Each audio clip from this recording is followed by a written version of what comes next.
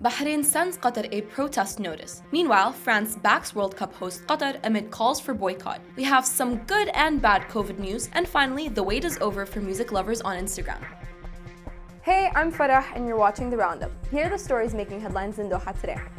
Manama has sent a note of protest to the Qatar Foreign Ministry for an Al Jazeera program aired earlier this week. The episode, part of the Out of Context series, detailed the brutal crackdown by Bahraini forces on protesters inside a prison in 2015.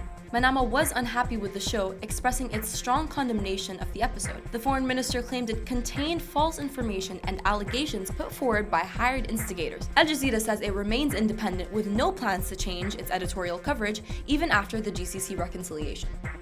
Now, as calls to boycott the FIFA 2022 World Cup come out of the woodworks, the French Football Federation says it will attend the tournament. In an interview with AFP, the president of the organization said Qatar was appointed by responsible persons a long time ago. We will not question the organization a year in advance. France will be in Qatar when it qualifies. This comes after football teams in Norway, fans in Germany, and petitions in Denmark called on their governments to push for a boycott over migrant worker rights concerns. But these calls are not new and have been ongoing for a decade.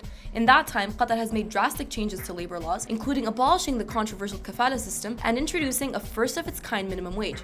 Now on to COVID news. Health authorities have confirmed the UK COVID-19 strain is now in Qatar. This is much more contagious and spreads more easily between people than the existing strain in Qatar. But fear not, the Moderna and Pfizer vaccines, both currently being used as part of Qatar's inoculation drive, have proven to be effective against new variants. So far, approximately 12% of the population have taken at least the first dose, and nearly half of school staff have been vaccinated, according to Qatar's health ministry. However, there has been a 110% increase in the number of patients being hospitalized due to the infection. So even if you are vaccinated, make sure you wear your masks and stick to the rules.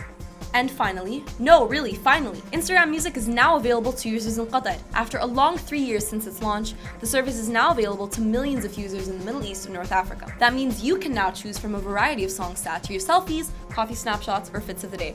That was all for today, but for more of our stories, head on to dohanews.com.